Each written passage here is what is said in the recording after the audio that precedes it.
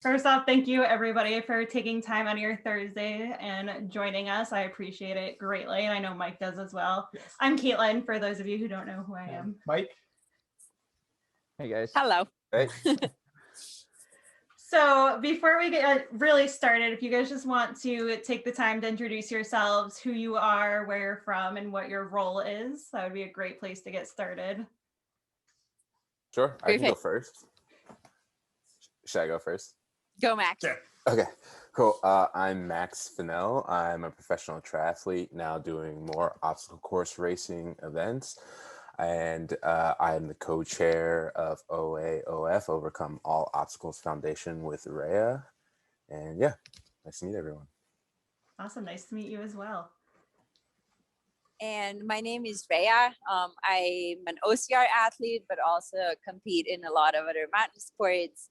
And I approached Max after the Spartan Games because I felt like diversity was really lacking, and with everything else that was happening in the world, I wanted to see if there's any way I could help make a difference. And Max and I kind of figured this was a good opportunity, and then approached some other pro team members, and we formed the OAOF. And I hope that, you know, with our work and then with the help of others, the starting lines, especially elite starting lines, and all the way down to open heats become a lot more diverse in a couple of years. So yeah. Awesome. Perfect. My name is Ian Hosek. I'm a professional OCR athlete and as well as an endurance coach. Rea reached out to me about if I wanted to get involved after the Spartan Games, and I was like, yes, this sounds phenomenal. I'm pretty sick of going to a start line. It's just a whole bunch of white guys with their shirts off.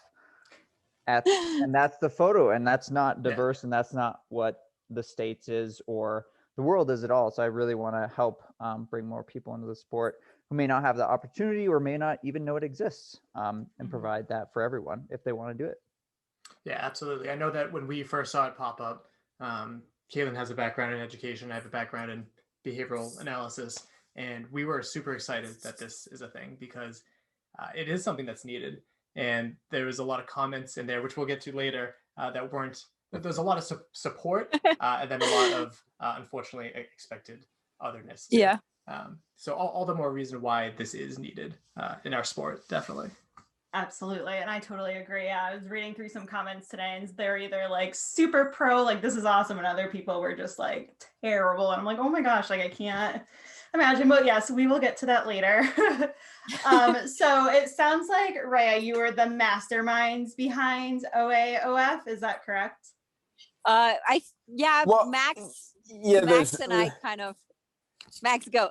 Yeah, so there's an interesting story with all of this, and it's very important that people kind of know the backstory. So absolutely. So there's two stories that happen. One of them is, and this is another member of our board and who's our treasurer. I had done a Gran Fondo at one point, and this gentleman had reached out to me. He was just like, oh, hey, I'd like to do things with, underserved kids in certain communities. Do you know of any programs? And I mentioned a program, and he ended up donating to that program. Next thing you know, he had reached out to me like a few months ago and was just like, hey, I think there's just more that we should do. We try to come up with our own little idea, and it kind of stopped right there. Then I went off to the Spartan Games, and there was just honestly, there was a conversation between myself and Hunter that started that just went off into just talking about race relations in sport. And then if you remember watching the Spartan Games, the men stayed in this big giant farmhouse room. Next thing you know, it was like Hunter and I talking, and then myself and Mike, and I think Ryan was sitting there, Lindsay was sitting there. It was just like pretty much the whole room was listening to this conversation. Amazing conversation. The conversation ended. Next thing you know, at the end of Spartan Games, we were having this dinner. Mike stands up and says, we had that talk, and that was just something that really stood out to me. After that, I think I was walking back. I think that's when Rea came up to me. It was just like, hey, I think, I'm really bummed I wasn't part of that conversation. like, I'd really love to talk to you. And what people have to understand is from up until that moment, I was just a pro triathlete, the only Black professional triathlete. No one has ever reached out to me really and ever talked to me and listened to me and listened to what it is that I had gone through. We get home, Ray and I had this conversation with each other probably for like an hour long. And then we were just like, we somehow stumbled upon like, let's doing this mentorship program. And Ray's like, I could reach out to all these pros and do this and do this.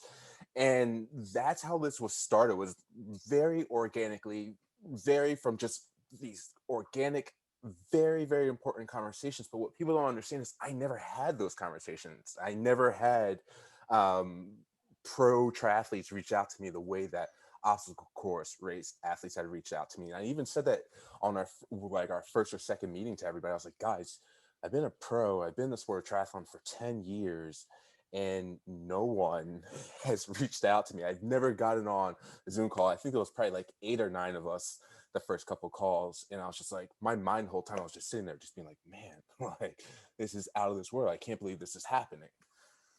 Mm-hmm. Yeah, it's tough because that's simultaneously like sad and really exciting. Like it's both there. Like it's sad that like that.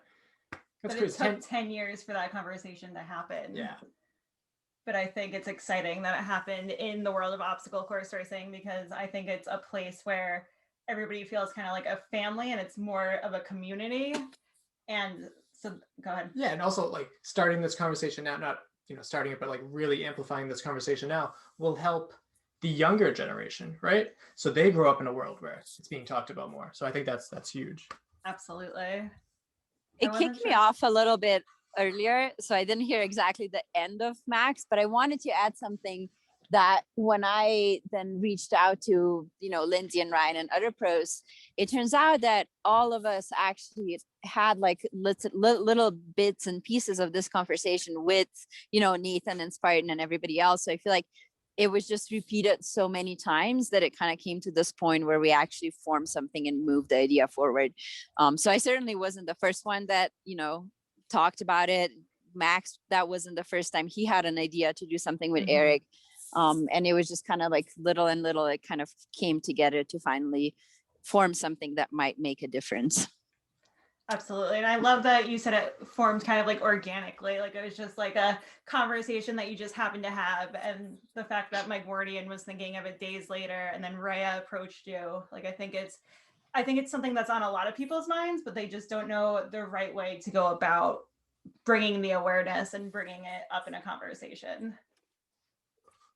Yeah, and that's something that we really want to just bring forward is sometimes it's awkward to talk about these things, but having an open line of communication, and like that's, I'm sure we'll touch on it base later where a lot of these comments are coming from. And I don't see them, well, some of them are negative, but a lot of it is just not necessarily an understanding of what's going on and helping people gain that knowledge so we can all like create this awesome community together. Yeah. Absolutely. Something else I wanted to hear more about is like, who are the other people involved in this foundation as well? Yeah, I can run down that if I can. I have a list if you want me to go through. So we have a website, oaof.co. That's correct. On that website has our board and who's mainly involved in it right now. Obviously, we're looking for a lot more people and like community outreach and everything, but that's who our board is and like the core team is right now. Awesome. So we can also run through that list if we want to. I have the website pulled up. Awesome. Yeah, that'd be good. Yeah, go ahead. Max, you said you had a list. Go for it. I have the list in my head. Okay. I did too, because I sent the emails and I need to see everybody. All right. I'll make sure we hit everyone. Obviously, Rea, Max, and myself. Then we also have Eric Aldis. That's who Max mentioned earlier. He's our treasurer. He is global head at futures at RBC Capital Markets. Basically, he's in the banking industry. He knows a lot about setting up these type of organizations and foundations and has the connections, so we do it right, as well as working at a bank. He's in charge of the money that we'll be dealing with. And then that kind of is the core board. And then we have Justin T. Manning, aka Metal Addict, which many people know. Lindsay, obviously, Ryan. Khadija Diggs came on recently. She's a Muslim triathlete who's really big she's a Black Muslim triathlete and really big in that community and growing awareness and Muslim women competing in sports in general, because that's kind of a new thing. Mm-hmm. And then we got Kurt Maggot from Spartan Games, and then Adrian. How do you say Adrian's last name? Bijanata. Bijanata. Okay. Yeah. I hope either that or they're saying it wrong for a while. So I hope it's... And I think it's Kurt Majid, actually. Is it Majid? Okay. Sorry, Kurt, if you listen to this. And that's who we have right now. And that's kind of our board members. But we have people reaching out from the community, and we're looking at different groups that they can be a part of and how best they can help. And we're still figuring a lot of that stuff out because it's fairly new, but the support and outreach has been awesome. Excellent. That is awesome. And I saw that a lot of your board members, it's not just OCR and triathletes, but it's also endurance sports. And I know you said Mike Wardy, I know he's not on the board, but also some road racing. Are there any other sports that you guys want to best support, or is it just kind of the OCR triathlons and endurance sports? I think it's multi-sport as a whole, but with what we're trying to do is we really just see OCR as a really pathway to introducing people into the small multi-sport world. So there's much more access to OCR that then we are able to recruit individuals and say like, hey, yeah, you know, you might be a great football player, but have you tried OCR? Have you tried water polo? Have you tried that? And what we're able to do is essentially just kind of open that door to the multi-sport world in a very mentorship way and giving them access to our resources so that they might make this more of their lifestyle. And mainly, we also just want to make a difference sooner rather than later, which is why right now we're starting with OCR, because we all have more connections. And, you know, Spartan was willing to work with us. Adrian was willing to work with us right away. But we're trying to set up the foundation in a way where we're not restricting ourselves to OCR. So hoping like as the time goes, we grow. And that point's very important when we get to the question, because we're seeing that with a lot of people are like kind of coming at this from the standpoint of being like, oh, OCR is like this. And it's just like, we don't all just only do OCR. We do trail running, we do mountain biking, we do road cycling. And it's okay if what we're trying to do is trying to diversify all those sports. It's just what Rea said, this is the easiest pathway of introducing people to multi-sport. And you have to start somewhere. So you might as well start with what you know really well and where you have the connections to hopefully broaden your connections. Yeah, and also it works really well with the name too. Like obstacles are both physical and, you know, this you know, it applies for all areas of life too. Yeah, absolutely. So how does OAOF plan on building a better future for underrepresented athletes? I guess our first action plan is we are starting high performance athlete development team with the hopes of, you know, getting representation there at the elite start lines. And then once those people are successful, then, you know, they will go and talk to schools that they grew up in, and they will probably get kids interested in the sport. So we're kind of starting there and hoping for this trickle down effect. And just today, actually, Max and I were on the phone with Mark Batres, and he wants to start a kids program. So we're definitely already seeing this branching. And like, part of me is like, hold on, guys, like, let's not like try to do too much at the start, but it's definitely exciting that people are, you know, trying to like get involved from all the different perspectives. So then Ian and Max, if you guys want to talk about other programs. I mean, that's what we're working on right now. Obviously, as it expands, we're going to look into expanding things like Khadija Diggs is involved in triathletes and women. Like, she's already started a program there.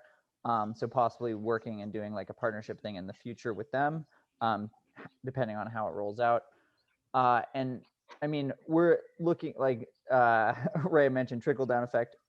We don't really foresee that as it. We want the athletes coming into the program to take a more active approach. So as opposed to like just trickle down, we want them to go into their communities, their friends, families, whoever, and talk about OCR. And that's something we've noticed is many of these communities don't even know it exists. Yes, it's very prevalent in the culture we're in, but that's because we're already there. But a lot of times companies aren't marketing to those communities we're trying to touch on. And they may just not know it exists. So getting out and talking about it and letting people know that endurance athletics is something that they can do, and it's a welcoming community for them. Yeah, that was one thing I saw on your website under the application was like one of the requirements was like willing to take this to further yourself, but also doing the outreach, like getting involved in your community and trying to get more people involved, which I thought was a kind of cool requirement. It's not just we're trying to get you to be the best athlete, but like we also want you to be part of this collaboration, which I think is important. Right. And Yeah, and then go ahead, Ray. go for it. Go. Well, just the end result is helping them discover a lifestyle that we've all benefited from, and that was touching on what Rea, myself, and Mark were talking about earlier. It's just what endurance sports does to you as a person, and it helps you develop that character. Allows you to develop that self-reliance, that understanding that like you can get through things, you can tackle things, you can overcome things. Mm-hmm. And then also working with race brands. So I guess if you look through our website right now, we have multiple applications up. So we want athletes to apply, but then we also need mentors to apply, which would, essentially be coaches. And then we also want gym owners to apply, because we want to create these gyms where there's like, a good workout environment, and they're able to provide free entries for people that we want to coach, and just have the access barrier be lowered as much as we can. And then we also want people who, people of color who might want to be involved in the sport, but they're not interested in competing on elite levels, but they want to volunteer or like help with the race build. We want to create, those communities and then give it to race brands and be like, include more of these people in, so that it's not just the race that's more diverse, it's the whole environment at the race venue that's more diverse. So those are kind of the programs we already started that are currently ongoing. One thing I also noticed is I got through like I was just looking at the application, and I really appreciated how you're also inclusive with like the gender language that you used. And I thought that was a really cool thing to say, because it's not just one thing, you've got to be inclusive in every aspect. So yeah. I thought that was really cool. Something that you touched on, Ray, too, is like the cost. So I know that when you guys first came out, it's like, some people are saying like, there's no person at the start line saying like, you can't participate, you're Black, or you're this, you're that. But there's all these tiny little things that add up. And so anyone can sign up to complete a race, but you're right. It's the cost for travel, the cost for equipment, which for OCR, it's just shoes. But for triathlon, I mean, you need a wetsuit, you need a bike. There's that cost there too. There's staying in hotels and everything else like that too. So and what that touches on is the systematic racism that people face, right? And there are systems that are set up where an individual living in a certain area is not going to have access to a pool, right? And if we can work together to help them have access, or go into that community and help set up a process so that that pool is operational, that helps break down those barriers. That helps overcome those challenges and obstacles that they're facing, that's preventing them from showing up on the starting line. Yes, everyone can pay the entry fee, but if there's a system in place that is preventing them to get to the starting line, then it's up to us to realize that and bring down those obstacles. Absolutely. And I feel like for obstacle course racing, it's not like, even for trail running, it's not just a pair of shoes. Like, you also need safe trails to run on. If you don't have that, you can't really run on trails, which is very different than running on a treadmill. So when the race day comes and there's technical trails, that's months and months of practice.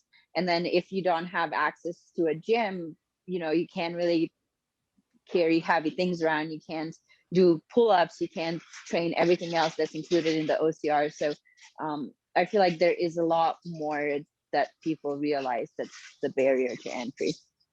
Absolutely. And something else that I saw was, I don't remember if it was one of you guys or somebody else on a post saying how even looking at like the medium income for people, Like it's easier if you're making more money to spend $200 on a race, whereas if you're budgeting and saving money, it's a lot harder. And I think even people don't really think about like the wage gap, because it's something that we try, not that we don't try not to think of, but we try to, It gets overlooked. yeah, it gets overlooked. And I think that was the fact that you guys try to support financially is important as well, because $200 to somebody who's working in a wealthy bank as opposed to maybe $200 for somebody who does more manual labor is like a drastic difference of amount of money. Yeah. If that makes sense. I feel like I just like word vomited, so I apologize. Yeah, and that's exactly true. And that's also touching on the systematic issues, because if someone's got a parent that's working 2 jobs, that parent's not going to be like, hey, yeah, kid, like I'm going to put down the money, or I'm going to take the time off this day so that you can go race at Spartan Stadium in Dallas. Like, I just can't do that. But if that individual is able to say, hey, but I have these resources and I have a mentor and I have a way of getting there, and we're able to really say like, hey, no, your kid's got an opportunity, and just work with them, that just gives that entire family, that entire situation a little bit more hope. Where, I mean, I'll be honest, that's what I dealt with when I was becoming a pro. My mom was just like, you need a job, you need to focus on your job, like this isn't going to make you money, right? So your parents can help prevent it. But if this kid's able to say like, hey, I got this foundation that's put up money for my gym membership and my race, like I'm not paying for anything, I just need a ride to the race, then there's a different story for them. Absolutely. I mean, even coming down to the skill of swimming. So like, there's the whole thing out there that like, more, Black people don't swim, all that. But like, I was reading a stat that it's because if your parents don't swim, they're less likely to teach you to swim. And again, like access to pools and all that. And so there's so many factors there that like, yeah, you can't teach someone a skill if they don't have the opportunity to learn that skill. And even in that belief that Black people don't swim, that's actually not true. We actually have a long history going to Africa of, we were very strong swimmers, we were very strong fishermen, as well as I was told that. And I remember going into my first triathlon, I was afraid of dark water, swimming in open water, until a buddy of mine said, Max, you went to a sports camp for 7 years as a 10-year-old kid and you used to jump in the lake with zero fear. And then I snapped out of it. I was like, wait, I'm not afraid of dark water. Right. So it's like, there's also the representation aspect of them understanding like, hey, I understand that you have this dream of going basketball, but it's like, yo, you would be a really good swimmer and that would provide a lot more opportunities. That's realistic. Not everyone can be LeBron James, but you can create a pathway in swimming. And while we're having that conversation, we can get them on the phone with potential sponsors. We can get them on the phone with other swimmers, find them a mentor. So then they're like, oh, okay, maybe I'll legitimately check this out because I can actually make money from this in the future. Yeah. I feel like the media does a really good job, like casting a spotlight on like football, basketball, soccer, depending on where you live. But yeah, it's up to you guys to kind of really spread more light and be like, yeah, no, OCR, triathlon, like there's so many more avenues. So absolutely. Yeah, there's not just the main sports. There's so much more out there where people can be successful. Yeah. And make a living. Yes. Go ahead, Mike. Okay. So we were super excited to see Lindsay Webster post about why she joined you guys as a board member. However, we were pretty disgusted about the comments people were writing. We noticed that Lindsay and yourself, Max, were really patient and kind with people, which I know is trying to educate people too. Yes, which is very difficult for people that don't want to listen. So I just wanted to go through some of those ignorant comments there. So why are white people involved in your group, such as Ian, Lindsay, and Ryan? I have like a pretty strong opinion of them. I feel like it's not, we can just be like, hey, this is the problem we created. Now you Black people go solve it. I think I need to step up and tell my sponsors, hey, you're sponsoring me. These are the other people you should sponsor to increase diversity. I feel like people who already have access, people who are in the privileged position should use that privilege to help raise others up. And so I feel like it's my responsibility and it's Lindsay's responsibility and it's Ryan and Ian to work on that, but also then to ask Max, like, what is the right way to do that? Not just like, we think this is how we fix it. no, like sometimes we need to be the voice, and then more often we need to just step back and listen, like what Max says, what Kurt says, what Justin says, what Khadija says, and then use that to, create change. Absolutely. Ian?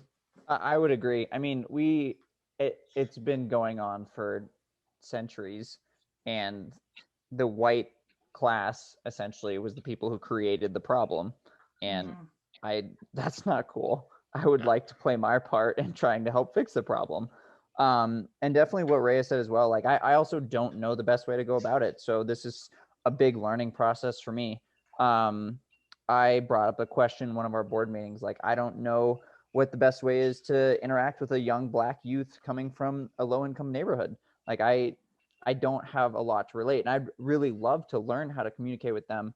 And if it's just be myself, great. But if there are ways to really grow that relationship in a very positive manner that I might not know about, I would love to hear them. And that goes to help me learning, but then also spreading that everywhere else.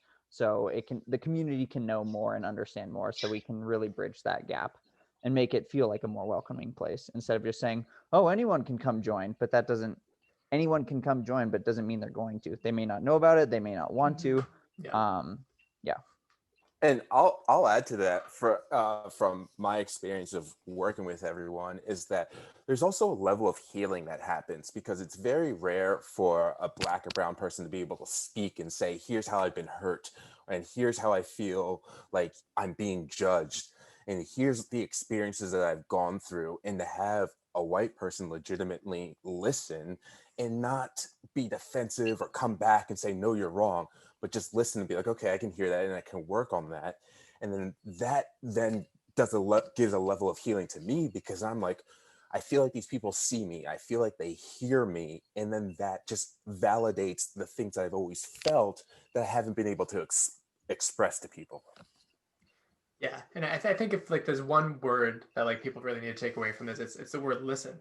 And a lot of people think that they listen, but they only hear what they want to hear. And especially now in today's political climate, you can say whatever you want, but like there's an issue there. People aren't listening, and it's frustrating, because there's a guy down the street. It's like, America, love it or leave it. It's like, no. How about we fix it? Like, love it and fix it. Why not both? So that's something that's always frustrated me a little bit living in the city here. Okay, then I know you found some other ones that frustrated you as well. Yes. I saw a lot of people were saying, I'm failing to see the problem.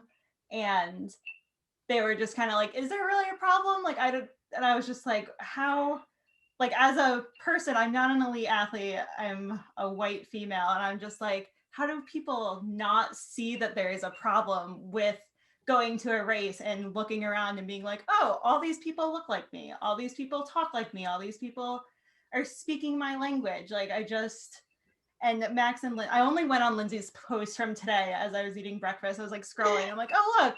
But then I was looking, and you guys just stay so calm, cool, collected, and level-headed that I was just like, I just want to get in there and just like fuel up and fire away. And that's not who I am as a person. So I just props to you guys for taking the time. And I'm sure you guys feel those emotions that I was feeling, but being able to recognize like, okay, I'm going to take a breath, and then I'm going to try to educate people and inform people. Yeah, it's like being the bigger person, but at the same, like, it's why do I have to be the bigger person? Like that, I don't know, that's how I feel sometimes too. It must be frustrating, right? Well, for me, what I've been reflecting on is like what everyone's kind of getting a taste of is what I've always dealt with, but no one's ever seen it. Like, that's what I've always dealt with in private. Like, I always got those messages privately, and sometimes they were a lot more vicious than that. And I didn't have anyone to go to and say, like, this person just hit me with all this hate. As a Black person, like, when I get hit with hate like that, I have to pick myself up and keep moving and going about my day and have no one to talk to. I can only just release that in a run or a swim, right? And I think it's important for people to kind of see that, because it's just, that gives you a little bit of insight of what it is that I have to go through. And I don't think people realize that they don't think there's My dog might bark, so I might have to move him. That's fine. I edit this. I'm not Matthew Davis. Okay, perfect. But people don't see there's an issue, but it's like I'm the only Black professional triathlete, and it's been like that way for a very long time. And it's just like, imagine if you were the only woman in your profession for 7 years. You're gonna think there isn't a problem. You're gonna be like, why is it like this? Yeah.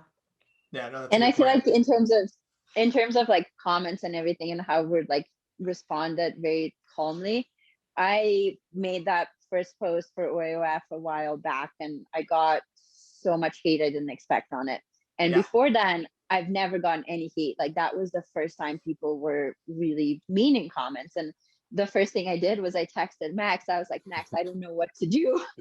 And then Max was just like, just ignore it. And what he said was like, that was my first experience with dealing with that. And I feel like because we have this community of board members now, I feel like it's easier because we can rely on one another. And like, I really can't imagine if, at that moment I didn't have Max to go to and be like, hey, I'm like, this hurts. Like, why do people not see what we're trying to do? So it sometimes it looks calm in comments, but I feel like we all, at least for me, like at first it was hard, especially because it just seems so frustrating. I was like, how do you not see this is unfair? Yeah. When it comes to this topic, there's two things that infuriate me. There's people that think racism's over. Pop the champagne, guys, it's over. But and then it's not hoods and this. It's subtle. It's built into how everything is now. Like you go back to, there's a whole racism built into the housing system. Like you can equal jobs, this, that, everything's the same, but you're Black, you're white, things are completely different. I was just listening to a podcast on how deep it goes, and it's mind-boggling. And you know what? I've never had to know about this stuff, and that's a luxury for me. It's sad that that's out there, and now it's up to us to kind of learn more about this and learn that like there's so much more here that people don't know. And then there's the other side of things that like the best way to fight racism is to not talk about it, which that bothers me because it's still there. It's not going to go away because you don't talk about it. It's everywhere. And so what are your feelings on the people that have those kind of two ways of looking at it?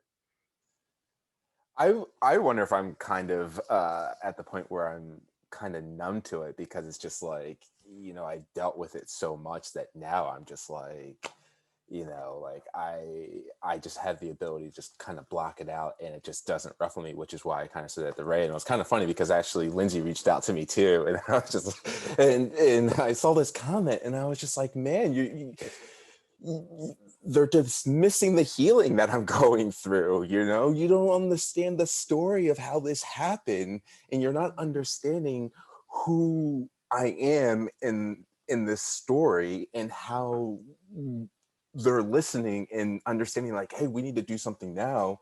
And I finally feel like I have friends that have my back, that understand the trauma and the tough times I've been through.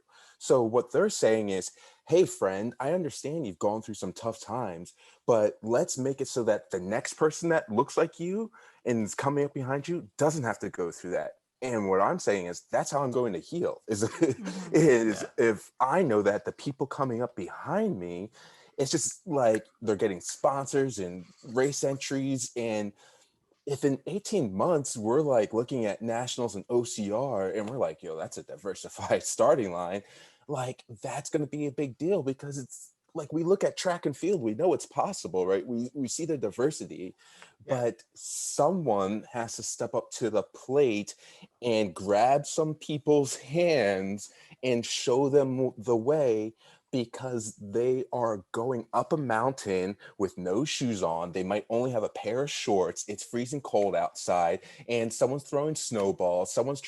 There's dogs chasing them, right? Someone's yelling negative words at them, and there's no one there to help them. And what we're trying to do is we're trying to be those people that while they're facing all that adversity, we're going to come down from the top of the mountain with a rope and help pull them up. That's all we're trying to do. Yeah. And I think that's incredible too, that like, not that your one goal is to help them get through it, but to even just bring the awareness of like, hey, you've got people who here who can help you heal from that trauma and that past, and to help bring you into this community that we're trying to make diverse and we're trying to be more inclusive.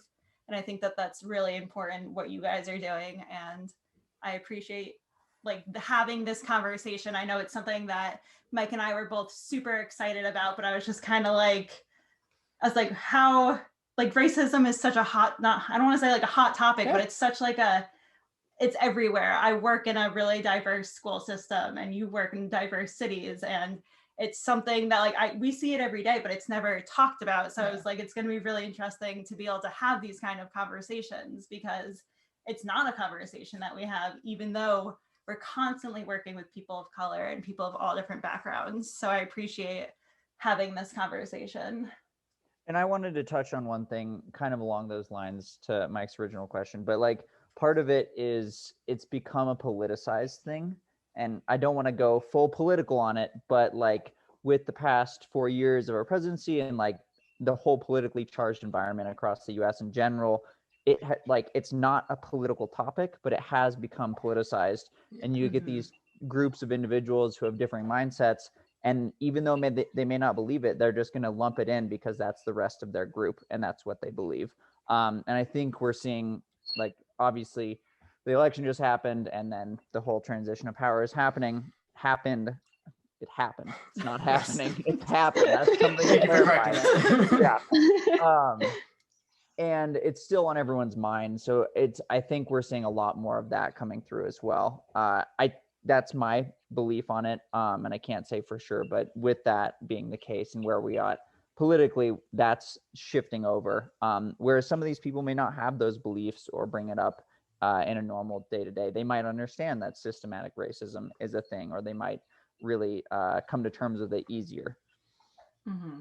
And I feel like one big topic that's also brought up is like, oh, but like I'm white, I struggle too. And I feel like what is really important to realize is that, you know, being opposite of privilege, Lower I forget.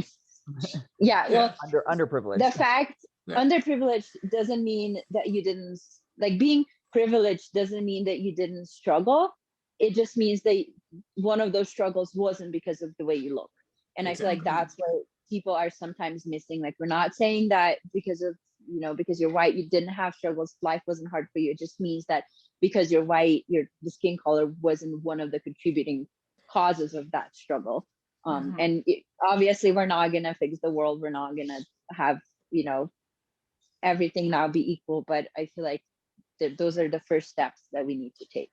Absolutely. And I think, like you said, you can't fix the world, but you can try to fix the community that you're in. And the OCR community is a great place to start. And I think that people inside the OCR community are willing to hopefully listen and have the more difficult conversations and reach out and be like, hey, what can I do to help make this a better, more inclusive environment?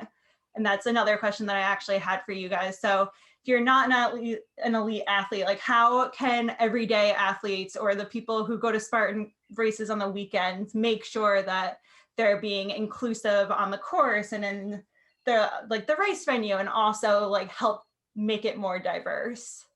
Like, how could somebody like me who is going to be on the course for 6 hours make it?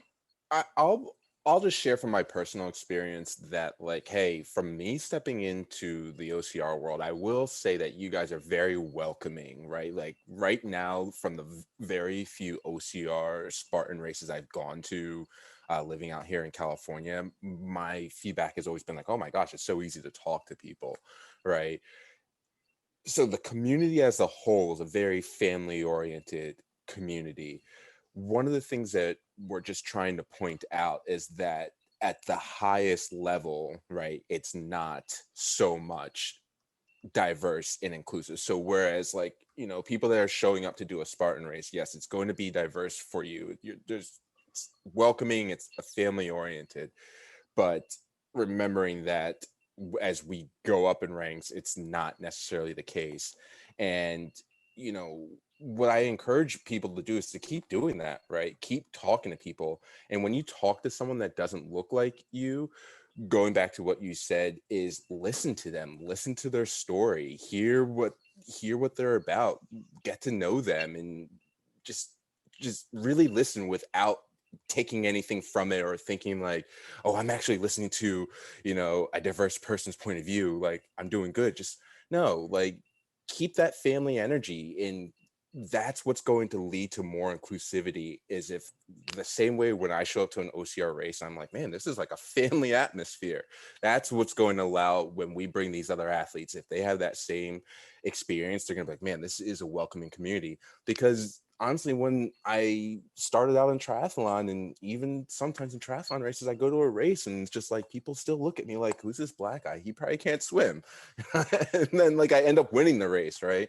Yeah. So like, you know, I've had a lot of good positive experiences in the OCR race. I've had a lot of good positive experience with Spartan that's now led to this. And I want people to keep that family energy, but just with a little bit more of awareness of what's going on at the top.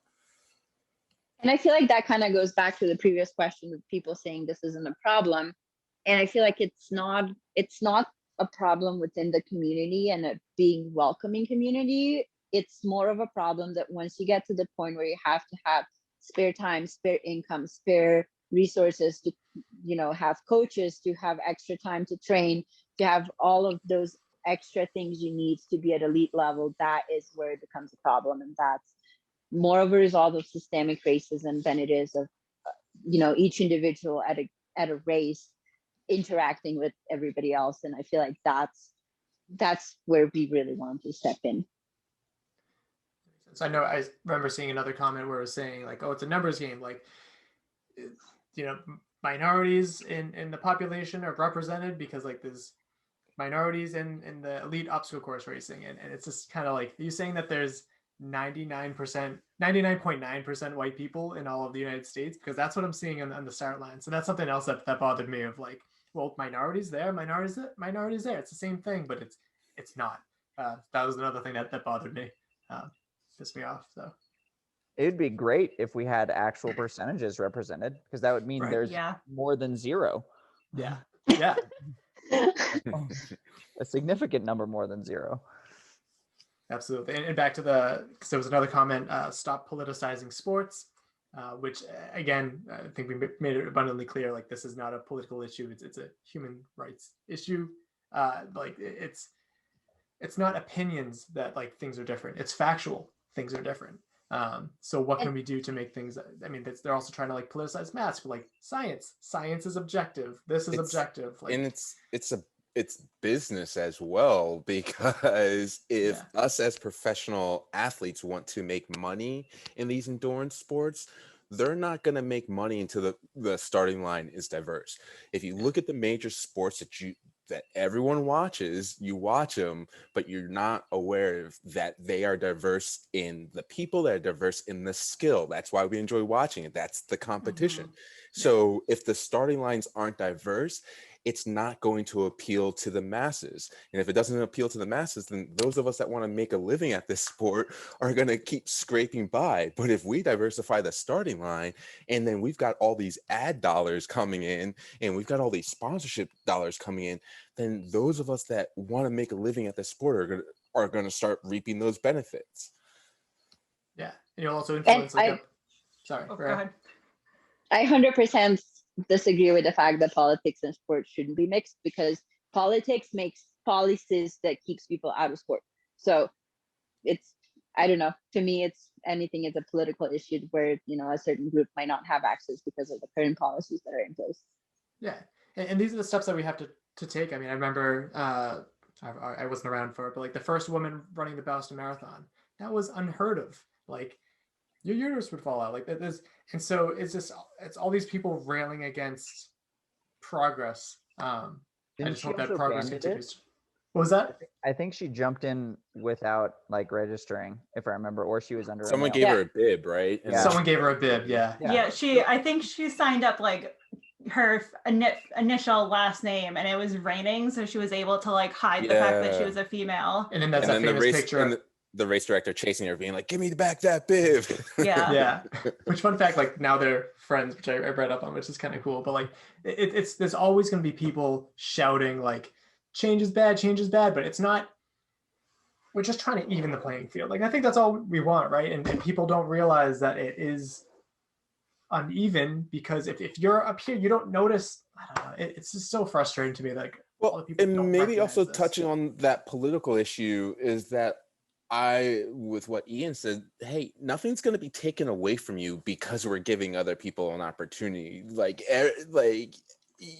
that's not going to deter. Like, just because we open the doors for people doesn't mean like next thing you know, it's just like all these people are going to be winning races. You know, like there's a lot that goes into being successful in endurance sports, and we're not saying that all these people are going to turn pro. The end result is that a lifestyle change or an introduction to a different type of lifestyle that they might see. But we do hope that one day, like when I go step up on the starting line, I'm not being like, yo, I'm the only Black person here. Yeah. Yeah, and even if they do come and start stomping everyone, I'm all for that. I mean, if they come in and start representing their community, like Black, Brown, Indigenous people, and they have great athletic talent, that's fantastic. And if we were able to help them make a career that they'd never have before or never have the opportunity because of their lifestyle or how they grew up or family problems, anything like that, that makes me feel good. And if other people don't want to help lift people up, that's their choice. Absolutely. And I totally agree with you, Ian. Like, I think giving them the tools that they need and then watching them succeed, like that would be an amazing opportunity for them. And then to also be able to be like, look what we can do in this sport. And as a competitor, like you don't want to you don't want to just face off against the best white athletes. You want to face off against the best athletes. And that's something that is getting robbed of you and getting robbed of the, potential athletes that hopefully have the chance to be up and coming with your program now. Yeah. And also looking at it from like a media perspective, like OCR is still trying to find the best way to showcase the sport to the masses. I mean, I don't think it's running around a mountain for several hours with like a few hand cameras, but finding, even with that, there's a whole new untouched market out there that we're not hitting. And that's due to media, it's due to marketing, but it's a number of things. Also, those athletes just aren't there. So they're not going to be, usually like people will want to watch other individuals who are similar to themselves. Like Black communities, brown communities, Indigenous communities aren't going to really watch OCR because they're not seeing people there. And that's why we're starting at the top, so we can get that showcase out there and people can see them and be like, oh, that person's competing. That looks like fun. Maybe I want to go give it a try. I just wanted to add something earlier, what like we were touching on and, giving people the tools. I was in Fiji in 2019, and one part of the race, we were allowed to get locals to help us carry our stuff.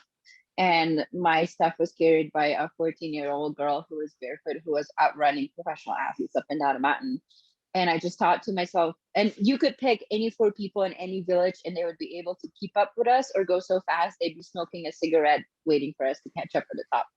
And all I could think about was like how unfair it is that these people are never gonna, have a chance in the sports where they are so talented just because they don't have access. And so I feel like, if we can give that opportunity to more people who have the talent, that's, I think, counts for something. Absolutely. One quick thing, and for those people who might be listening, who are commenting like, oh, I'm lower income white and like I am struggling with these, there are a lot of systems in place for you to find opportunity. Just going to your local communities, asking for small sponsorships, going into your gyms and asking for like, hey, I'm really trying to do this OCR race. Like, is there a membership discount I can get or something like that? And this doesn't go just for white people, it's everyone, but there are resources, and it's a lot easier for like the white privilege to go out and find those opportunities. There's athletic scholarships across the board, and just don't be afraid to ask and don't be afraid to get turned down as well, because that will happen. But that is an opportunity that you may not have thought of outside of the OAOF, because there are. Yeah, it's a good point. I didn't even think about that. Thank you. And then I guess really our last question is, what is the best way for people to support you guys? Is it on social media? Is there a way to contribute financially? Yeah, so we're still setting that up, but shortly we will have donations possible on our website, and that will really, really help the program a lot. So once we have that up and running, we'll let everybody know. But so far, like if you are a coach, please apply to the mentor application. If you own a gym, please apply to that application. That's like are the two probably right now most important ways, and just let people know about it. I feel like the more people know about it, the wider the audience will reach, the more the more people we can help. Yeah, and following up with what Rea said, we will be an official nonprofit. It's just like a process that we have to go through. So once that is taken care of, we'll be ready to take on donations. But the biggest thing is like we will strongly appreciate just people signing up as mentors, just being willing to give of their time and commit and say like, hey, you've got experience in OCR, and if you're just willing to take someone on and just kind of show them the way, that would be the greatest way of really helping us. And also just be vocal about it. Like if you see, I mean, Lindsay's post a great example. If you see something like that, don't be afraid to speak up. This has been such a problem because people don't talk about it, or it's been brushed under the rug, or it's uncomfortable. Having these uncomfortable conversations is how we all grow and like help Max heal. And like we've talked about, listen, those are the best ways to just help in general on the ground roots. And what we're trying to accomplish. Obviously, we have this broader goal, but getting these small changes can really go a long way as well. Yeah, and also feel free to reach out to us if you want to partner with us, work with us. You have any ideas, or if you're a teacher at a school, or if you have access to any of those type of things, send us an email, send us a DM. One of us will get back to you, and we'll figure out and see if it makes sense. Yeah, good. I like that. And I really like that you guys are reaching out for gyms too, because that's a great way to really help out with community. And if, I know quite a few gym owners, I know quite a few race directors, and, if they're not involved with this, ask them, why aren't you involved in this? Let them know, like, there's an opportunity for you guys to help out more people. And my philosophy has always been like, if you see an opportunity to help, you better take it. So yeah, couldn't agree more with that. Do you want to wrap it up? Sure. Before we wrap it up, do you guys have anything else that you want to say or add? Just kind of an open platform. No. All right. Well, thank you guys so much for taking the time. Again, where can people find out more about your foundation? Our website is the oaof.co. And then we have the OAOF Foundation Instagram account. I feel like those two are probably the easiest. Perfect. And Right. the website is just oaof.co, not OAOF. Sorry. Oh, sorry. Yeah. And it's .co, right? Just CO, no M? Yep. Okay. I just want to make sure, because I did try to find it .com and it was like, I couldn't find it in Google. I'm like, what is wrong with this? So just wanted to clarify. Thank you. Perfect. All right. Thank you, guys. Oh, go ahead. I just wanted to say thank you again for taking time and having this conversation with us. I think as two white people, I think it's very eye-opening to see not only is it helping the community, but it's also helping people heal. And I think that healing is obviously something that people need to be able to do, and we need to be able to give them the place where we are willing to listen and have these conversations. And like, I teach in a special ed classroom, and I teach a very diverse group of students. And I think even seeing that you guys want to diversify something like OCR where everybody can succeed is huge. And I just appreciate it. So thank you.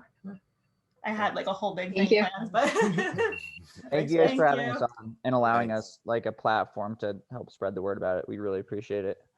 Absolutely. And sorry if I like rambled. I was like,